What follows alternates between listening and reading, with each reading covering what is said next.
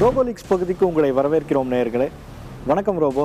அரசியல் அரங்கத்தில் அதிரடிகள் தொடர்ந்து அரங்கேறிக்கிட்டு இருக்க நேரத்தில் இப்படி சாவகாசமாக வந்து தலையாட்டிக்கிட்டு இருக்க ஆக்ஷனில் ஒரு பரபரப்பு வேண்டாமா? வணக்கம் விக்ரம். பரபரப்பு ஏற்படுத்துறது, பரபரப்புக்காக எதையும் செய்யறது அப்படிங்கிறதெல்லாம் உங்களை மாதிரி மனுஷங்களுடைய இயல்பு. நாங்கள் எப்பவும் ஒரே மாதிரி தான்.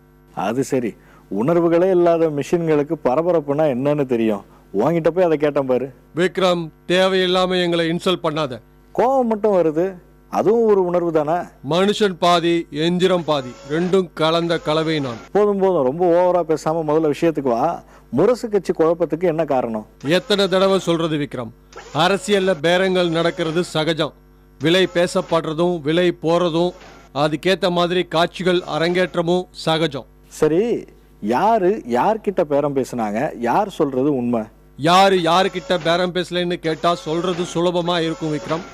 எல்லோரும் ஏதோ ஒரு விதத்துல ஏதோ ஒரு இடத்துல பேரம் பேசிக்கிட்டு தான் இருக்காங்க. இலைக்கட்சி பட்டியல் வெளியான வேகத்துல மாற்றங்களும் வந்துகிட்டு இருக்கே. இதுல ஆச்சரியப்பட என்ன இருக்கு விக்ரம்? நான் ஏற்கனவே சொன்ன மாதிரி கடைசி நிமிஷம் வரைக்கும் வேட்பாளர் மாற்றத்துக்கு வாய்ப்பு இருக்கு. அதனால வேட்பாளர் பட்டியல்ல பேர் வந்துருச்சுங்கிறதுக்காக யாரும் சந்தோஷப்பட்டுக்க முடியாது. நீ சொல்றதும் சரிதான் ரோபோ. நிலையாமை தத்துவத்துக்கு சரியான உதாரணம் இலைக்கட்சியா தான் இருக்க முடியும். சரி, இலைக்கட்சியோட பிரச்சார பயண திட்டம்லாம் வந்துருச்சு, இன்னும் சூரிய கட்சி அமைதியா இருக்கே, என்ன விஷயம்? அமைதியா இல்ல விக்ரம், ஆழமா யோசிச்சு திட்டம் வகுத்துக்கிட்டு இருக்காங்களாம். சூரிய கட்சி தலைமை கிட்டத்தட்ட 1 மாசத்துக்கு பிரச்சாரம் செய்ய திட்டம் வச்சிருக்குதான். என்ன ரோபோ சொல்ற?